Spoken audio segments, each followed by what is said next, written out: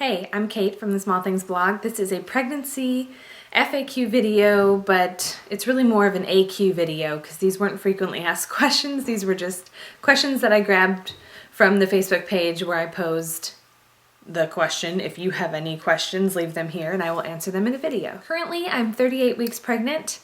I think by the time this video goes up, I'll be 39, and basically all that means is this baby's coming quick. Like, I am seriously running out of time. So I thought it'd be fun to shoot in the nursery, and I come in here and hang out sometimes and just sit on the glider and think about the little man and pray for him and all of that. So I thought I'll shoot my little pregnancy video in here, since this will probably be the only video I'll ever shoot in here.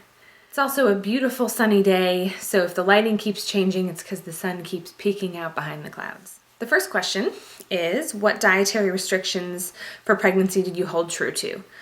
So I was pretty darn sick from about week 5 or 6 to week 16. And then from then on, I have felt really great, which I'm super thankful for. So as far as dietary restrictions, basically nothing sounded good except Sprite and saltine crackers and a vanilla and chocolate swirl ice cream cone in those first good 16 weeks or so.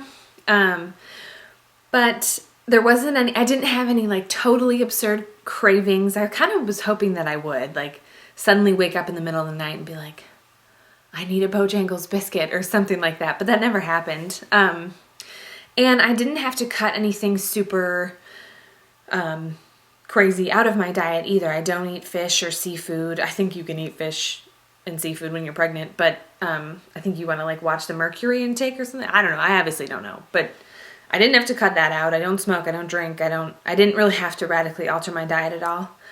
I would still drink coffee. I think you can have a certain, up to 2 cups a day or something. But eventually it just stopped sounding appealing to me. Oddly, I loved the aroma of coffee, but the idea of drinking it was nah. It's probably because I was hot and it was hot coffee. So I'd have iced coffee or I'd get a half calf. I don't regret that now I don't have the caffeine headache if I skip a day between having coffee because I don't drink it anymore.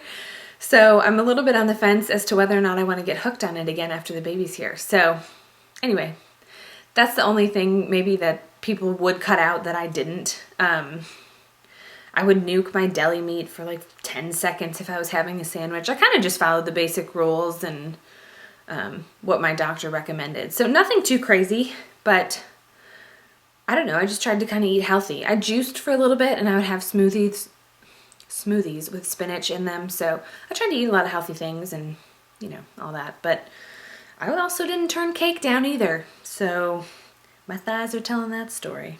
Okay, this next question is, how did you deal with people who said, just stop trying and it will happen? So I'm assuming the person that asked this maybe has been trying for a little bit. And if you don't know any of Justin and my backstory, we tried for about 14 months before we got pregnant. And we were on the cusp of me tracking my ovulation, but sorry, the cats are running around. So if you hear them, just don't be alarmed. I actually hadn't started tracking my ovulation. I was waiting for my period to come to then start tracking my ovulation, and the dang thing didn't show up, and it annoyed the crap out of me. And I was like, this stupid period is late. And then I took a pregnancy test just to calm my mind about it, because I thought, surely I'm not pregnant. And I was. So anyway, that might be what she's alluding to. And I talked about this in the blog post I wrote, and I believe announcing my pregnancy, that I don't believe that you just stop trying and it will happen. That actually literally doesn't make sense. You have to try to make a baby. But I think if you're in that time, man, that's so hard. And I know I will never forget what that 14 months felt like. And it doesn't matter if it's 3 months for you, if it's 24 months, each person has their own journey with it, and it's just tough every month when you're wanting that so bad and it doesn't happen. So how I dealt with that was I really had to give people the benefit of the doubt and just look at it as they don't know what to say, maybe. So this is like anyone that says, just relax and it'll happen. Stop thinking about it. Don't stress about it and it'll happen right away. I think what they mean to say is that, but they don't mean to say it in a sarcastic, demeaning way. Because the only way that you want to respond when you're in the throes of trying to get pregnant is like, oh, really? Really, I need to relax. Like, it's just so frustrating. So I think the best thing you can do is just give them the benefit of the doubt and know that they might not know what to say, and that that's such a tough subject to talk about anyway, that it's just sensitive, and they just probably don't know what to say. And they probably want you to be pregnant as bad as you do, and they just are trying to say something to fill the silence. So try not to like punch them in the face when they say stuff like that. Have a friend that you can call and vent to and say like, I'm gonna punch Sarah in the face if she tells me to relax one more time, so you can just get it off your chest. But know that it's in all likelihood well intended. Okay, someone asked, what is your most favorite and least favorite part about being pregnant? My least favorite part for sure, which you might be picking up on already in this video, is my labored breathing. That, like, I stopped being able to breathe well. I feel like it was like halfway in my second trimester. It was like, oh, wait, I'm not this out of shape. But yeah, I'm a loud breather to begin with. My sister will talk about that for ages, and I'm a mouth breather, so it's only gotten worse since I've been pregnant, and now I'm at the end, and it's like my husband, like when I'm sleeping in the morning and he's up, he'll be like, are you okay? Like, are you getting enough oxygen? Because it's, like I'm just breathing so heavy. So that's been my least favorite. My most favorite part, gosh, I haven't really given this much thought. I think this, probably most pregnant people would say this, but it's true. My most favorite part is feeling him move around in there. And he has not been brutally, like, harsh to me, which I appreciate. I think that's very nice of him. Like, I haven't been getting any painful kicks and punches. I'm getting plenty of movement. And it's more like waves, like I think an arm is moving across the front or something like that. But nothing that's, like, had me bend over from pain. Might also be his positioning that it hasn't been too painful. So that's been the favorite part, I think, is just feeling him move. And it feels a little bit alien can we keep it real? Like it's so cool and it's amazing. But it's kind of alien. Like you have your child in you and you can feel him move around, and you see him on ultrasounds and hear his heartbeat, and it's just kind of strange, but that's been my favorite part for sure. The next question is, what has been the most helpful advice that someone has given you?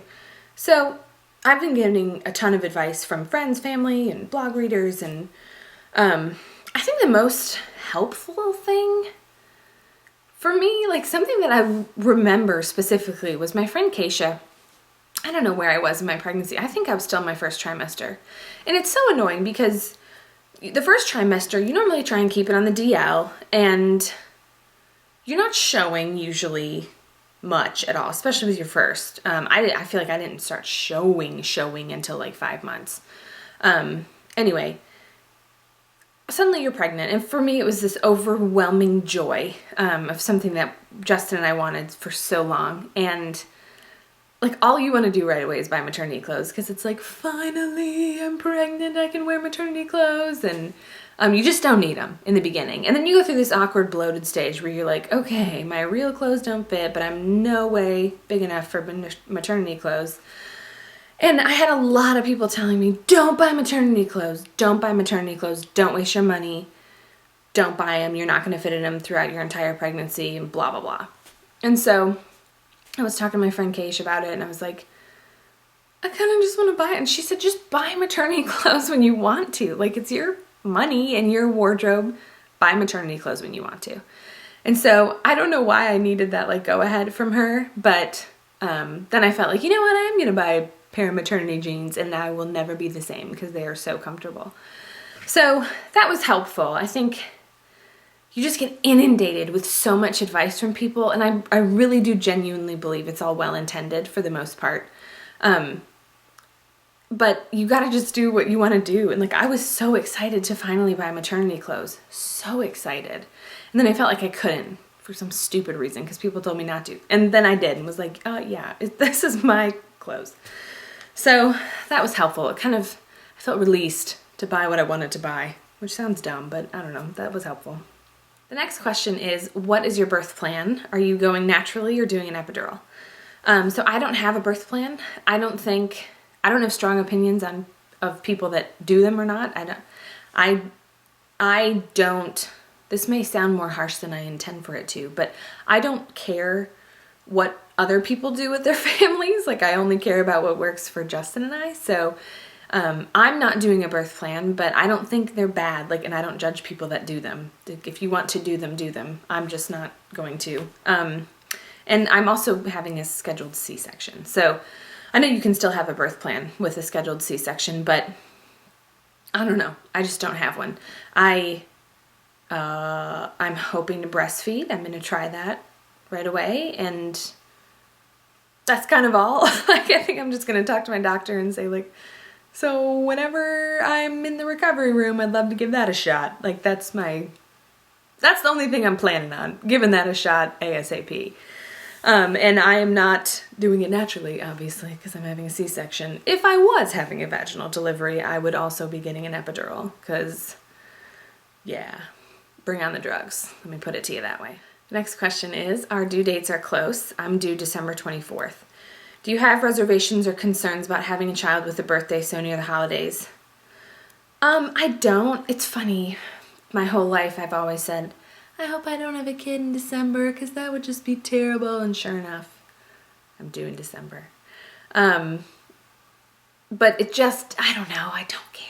I feel like you could just make it separate. Like, and I've had people comment, and this is a genius idea, that just don't, like, eventually I don't want to be wrapping his birthday gifts with Christmas paper. Like, then he would maybe feel like, thanks Mom. Like, thanks for giving me the shaft. But I think you just make it its own day, and I think that'd be hard to have a baby like on Christmas Day. If that was my situation, I'd probably like maybe celebrate a couple days before, a couple days after. Probably before. It's kind of mean to make them wait, isn't it? But I think you just have to make it something separate. I don't have reservations about it. Yeah, that's my answer, I guess. Another question is, what are you most excited about? Gosh, I'm most excited to see what he looks like. I'm so curious about his eye color for some reason. My husband has brown eyes, I have blue eyes. I'm just really curious to see what he looks like. Yeah, I guess that's it. And then I'm excited to see like his personality develop, but more than anything, I just want to look at his face and be like, how did you come from this? Like, it's just kind of crazy.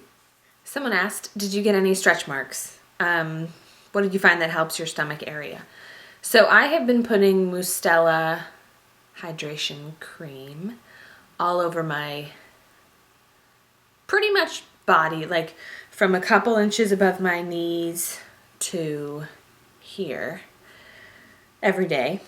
And I found some serious stretch marks the other night on my left side only, which I feel like it would balance, but I only have them on my left side, and they're like, I thought maybe my cat scratched me because they were like 5 marks. And I thought, oh, my pants left a mark or something. And then I looked at them and I was showing my husband. I was like, oh, wait, those are stretch marks. So I did not get out of here without them. But I don't know. I kind of feel like that's something that's genetic a little bit. And surely cream and that kind of stuff helps your skin stretch nicer. But I don't know. If you're going to get them, you're going to get them. I don't care about that. I don't know. I just feel like, oh, okay, you have a stretch mark. Like, who cares? I don't know. I don't prance around in my bikini much, and I was pregnant at one time. Like, it's not something, it's not like I'm going to pretend like I was never pregnant. Like, so that's what happens when you're pregnant sometimes. So, I guess Mustela didn't work for me, but I didn't think it was going to prevent all of them. I just thought it'll help. So maybe it prevented more from coming because my skin was so well hydrated. I'll never know. Another question is, did you change your skincare routine products to ones that are safe and recommended in pregnancy? I didn't. Yeah. I don't know. I didn't. I've talked about this a little bit whenever I've written about pregnancy stuff or talked about it. I would have thought before becoming pregnant, I would have thought that I would have been change everything, radically alter diet, everything is different from now on, lady. But I didn't. I was so relaxed, and I think part of that was God just made it so apparent to me that this was his timing and that this was a gift from him, that I just didn't feel this urgency to control it because nothing was in my control to begin with. Anyway, all that to say, I didn't change my products. I'm not a medical person, obviously. I don't feel like much gets absorbed into your skin. Like, that just wasn't a top concern of mine. I was more, I'm more focused on trying to eat more veggies and like green food than changing my moisturizer. Like, I just kind of felt like that was a little bit more important. Drinking more water than like using different eyeshadow. You know what I mean? So, I don't know. That just ranked higher for me. But there are a multitude of articles on things different doctors and different people recommend doing, and I also just asked I went on the paperwork my doctor gave me, and they were like, you can do this, this, this, and I was like, all right, then I will. Since they're the ones I trust. You know, you can Google this stuff to death and be told a million different things, but I feel like you need to trust your doctor and feel good about the decisions you're making as far as that stuff goes. The last question is, how will your hair and makeup routine change with less time? Any go-to styles that require less effort but still look put together?